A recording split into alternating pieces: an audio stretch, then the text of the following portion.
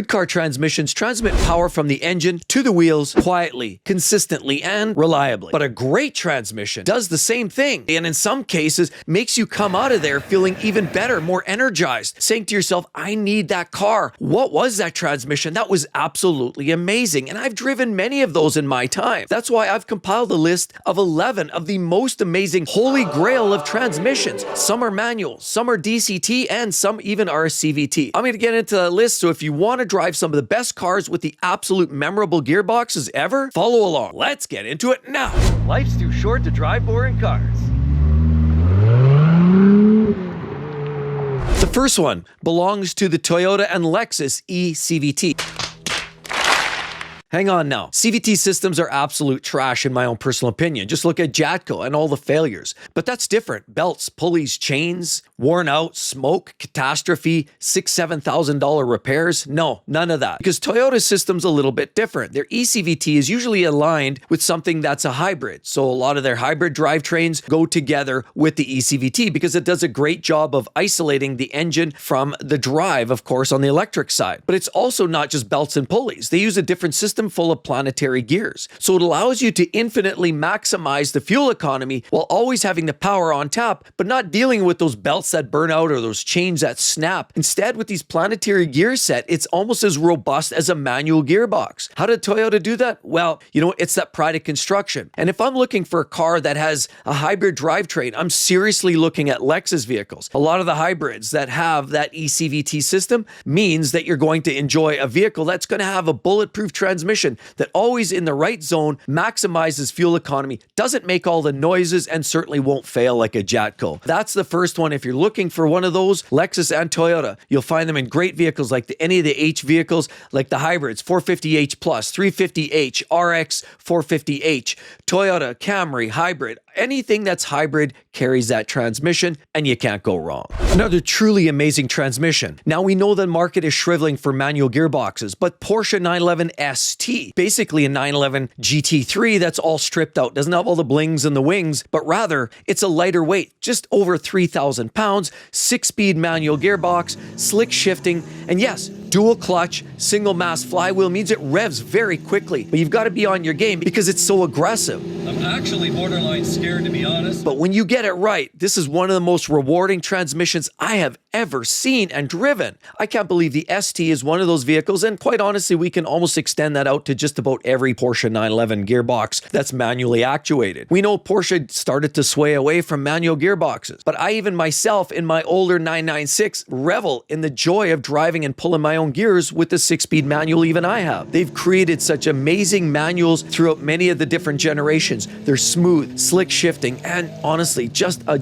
joy and a pleasure to drive each and every time. You don't come out feel tired and wasted. You feel out rejuvenated and excited and saying, I don't want to park the car. I want to drive it some more. The next one is one that I couldn't believe it. I rented a car years ago. I was down in Las Vegas and they had this beautiful little Honda S2000, 6-speed manual, 2-liter, or the later came in 2.2. They had 240 horsepower. And at the time, one of the highest pressures and outputs of a naturally aspirated vehicle you could find. And if there's one thing that stood out to me, other than the 50-50 weight distribution or the drop top or the fact that the car was small and handled like it was on rails, it was that extremely short, slick shifting 6-speed manual gearbox. Still to this day, it was one of the most memorable driving experiences ever. That engine you had to rev to the moon and it wound up and it took it like a champ. But on top of it, every single shift was an excuse to upshift, downshift, and you always wanted to heel and toe. And really, the S2000 is one of those that brought JDM cars right to the forefront. If you've never had a chance to drive a 6-speed manual in a Honda S2000,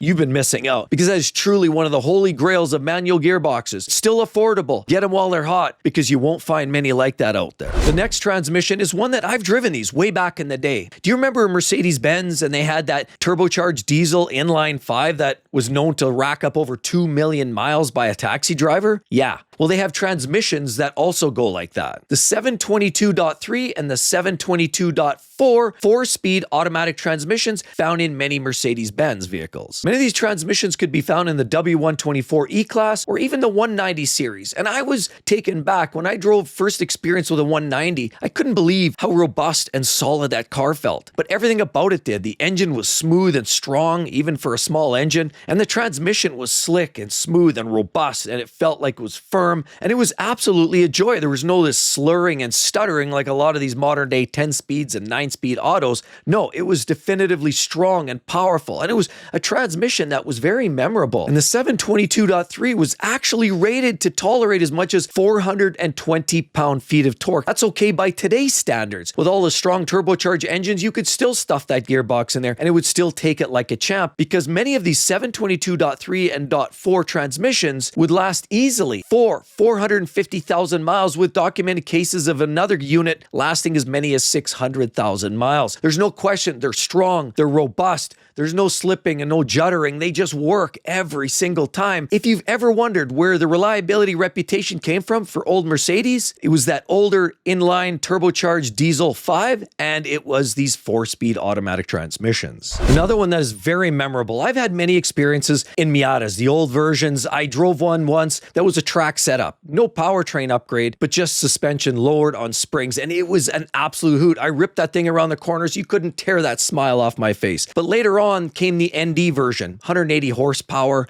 2-liter, naturally aspirated. Didn't make a ton of power, but at $30,000 and a short shifter 6-speed manual gearbox, it too was one of the most memorable driving experiences, bar none. You could make all kinds of debates about which car has more power, the Miata or even the older Honda S2000, but suffice it to say, this is almost every bit as good as the S2000. Short throws, quick shifting, and there's not even enough power in the engine to blow out the synchronizers in the transmission, so not only is it fun, quick, and aggressive, for that small price tag, it's also reliable. The Mazda Miata, the ND version, is just that car that's so easy to own. Drive it every weekend, daily drive it, rip it up and down the coastline of California, or do it whatever you want. Even drive it in the winter if you like. It's going to be a reliable car, fun, quick, and honestly, no buyer's remorse there. Another one of the most memorable transmissions, and not for high performance or speed shifting, but for durability, ruggedness, and for vehicles that now you know have run hundreds of thousands of miles. I even did a review on an SUV a few short years ago of a Nightshade Toyota 4Runner. That's right, up to 2023, they had this great outgoing model. It had the NAV6, but it also had that A750 5-speed automatic torque converter transmission. It wasn't fast, it wasn't aggressive, it didn't even really read your mind. In some cases, it didn't like to downshift unless you gave it a little bit of time, and it needed a little coaching. It wasn't reliability. It didn't judder and have problems. It just did it on its own time. But what stood out to me was it was very characteristic of that particular vehicle. A 4Runner, the whole vehicle feels robust. You can drive it off-road and it thumps along, and the transmission follows suit. It's not too aggressive. It's not too fast. It just matches the overall character of the vehicle. And if you're talking about the 4Runner or even some of the other vehicles like the Tacoma, those are great off-road vehicles, and that transmission aligns perfectly.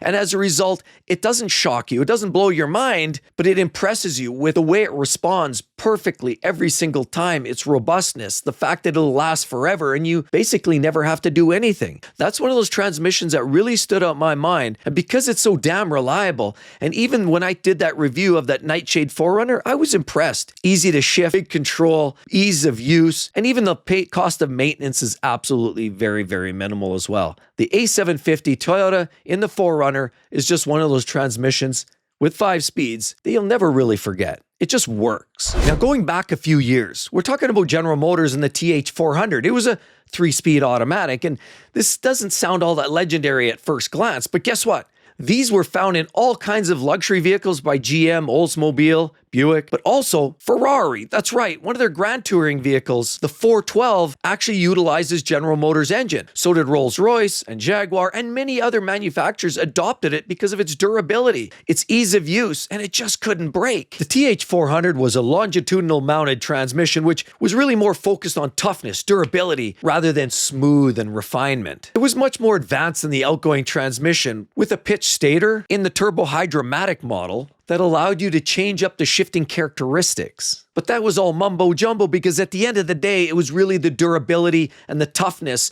that was really the focus point on this TH400. The beauty was it was able to tolerate at least 450 pound-feet of torque, and the versatility allowed you to use it with either rear-wheel drive and all-wheel drive, so it fit a variety of different applications, hence other manufacturers trying to get their hands on it. And while this transmission didn't have the mind-reading capability of some of the dual-clutch gearboxes of today, it did in fact get you down the road, and that was the least of your worries. Driving a GM product or even a Ferrari of that era, you didn't have to at least worry about the transmission because that was one part that would never let you down. Another group of vehicles I love driving because of the gearbox and that it was so memorable was the Volkswagen Audi DSG S-tronic gearbox, essentially a dual Borg-Warner system. This goes back to 2003 with the Audi TT 3.2-liter V6 engine with the DSG, absolutely great. And Audi called it the S-tronic, but Volkswagen decided to call it DSG gearbox, the direct shift gearbox, way back when it launched in the Mark IV R32 Golf. And initially it came out, Volkswagen had 6 speeds. That's right. Later on it became a 7-speed gearbox, and then it eventually evolved into something that we love today. Think about the Audi TT RS. How about the RS3? Absolutely magnificent dual clutch gearboxes built by the VAG group. My personal experience in the early generation of these transmissions, when I got behind the wheel,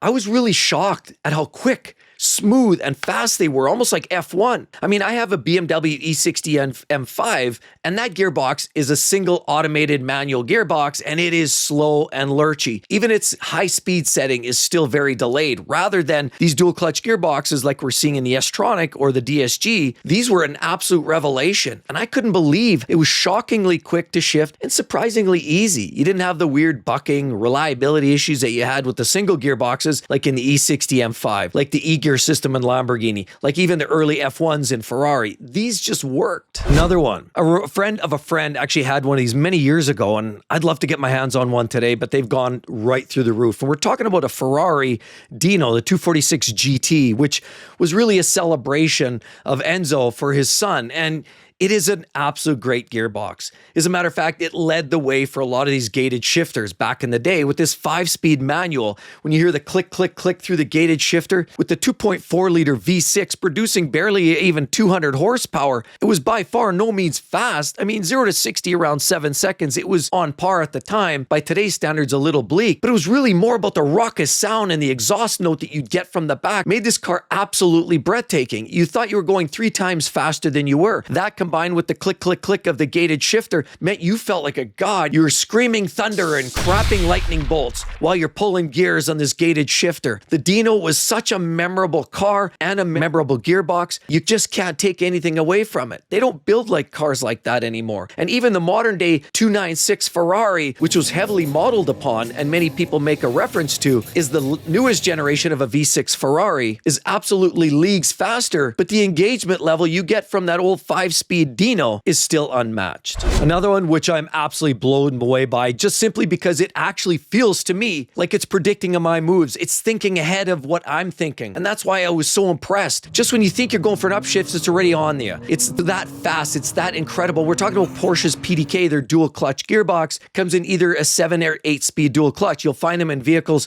like the Macan, the 911, GT3, or you'll find them in many other models. And they're in a variety of different tune levels. But if there's one thing, a lot of double clutches tend to be a little jerky, a little lurchy, especially at partial throttle at lower speeds. But even Porsche's version, the PDK, feels as refined and tuned as you could possibly imagine at low speeds, medium speeds, hold on tight speeds where you got your foot right to the floorboards. These cars are absolutely immaculate. And if there's one thing I can say about Porsche, they've got performance dialed in. Whether you're pulling manual gears or whether you're pulling the PDK gear shift levers, you can't go wrong. These are absolutely incredible. When Porsche even came up with the 997 Turbo, the first generation had the older torque converter automatic. Then, of course, they transitioned to a dual clutch. The later generations had the double clutch gearbox called the PDK, and almost every car has had that since. It's absolutely incredible, and really there's nothing like it. Ferrari's there, McLaren's kind of there, but for durability, speed, and use, really Porsche is almost unmatched with that PDK, and it absolutely left me blown away. And for the true car lover who just likes to have an automatic availability for stop and go traffic, but likes to have that fun on the back roads, this is probably your best compromise. I mean, a manual gearbox is great for the back roads, but when you're in stop and go Los Angeles traffic or downtown somewhere in Miami, good luck with that. It's not as fun. It's not as enjoyable. This gives you the best of both worlds, and Porsche just somehow nailed it. I mean, their manual gearboxes, their dual clutches are great. Now, the Cayennes and a lot of those come with a torque converter auto. They're fast. They're great, but I still prefer the dual clutch. Not quite as smooth, but boy, are they close. You know, it has that ability, forget about that torque converter and that shift time, because while you're in one gear, the next row of gears is already lining up. So you pull the gear and then the next lineup. There's 2 sets of gear train. So by the time you're pulling the next gear, the opposite gear train's coming and there's no delay. It's as fast can get. Almost so fast, in fact, you think it's reading your mind. But there is one more transmission that stands out to me. I had a Jag F-Type, and it had a ZF 8-speed auto. I'm telling you, there's no better torque converter auto on the market today. None. I put anybody up to challenge that. 8-speed auto, it reads your mind. It's fast, it's furious, adopts to your driving behavior almost as fast as the slowest dual clutch gearboxes, but it has the torque converter ability to keep reliability at bay. It's easy to maintain. It's smaller than most gearboxes that are coming in dual clutch format. It's easy to use. It's fun. It's fast. And honestly, there's nothing not to like about it. It's so good, in fact, BMW has elected to pretty much utilize the 8-speed ZF Auto in virtually everything from 5 Series, M cars, 3 Series, 4 Series, 2 Series, you name it. Almost every one of their vehicles that isn't using an ACEN transmission for their lower end cars, everything else is pretty much utilizing an 8-speed ZF. So is Alfa Romeo, and it's gotten so popular, even Jeep and Ram, even the latest Ram is using some of these ZF 8-speed automatic transmissions. It's that good. Everybody wants it. It's fast, it's reliable, it's smaller, it can be packaged well under the chassis. There's nothing not to like about it. It shifts quick. It's amazing. So with that said, everybody, right there, check out that video. I know you're going to like that. Same with this one here as well. You know what? I really do appreciate all the support. Hope to see each and every one of you real soon, everybody. Catch you then. Bye-bye.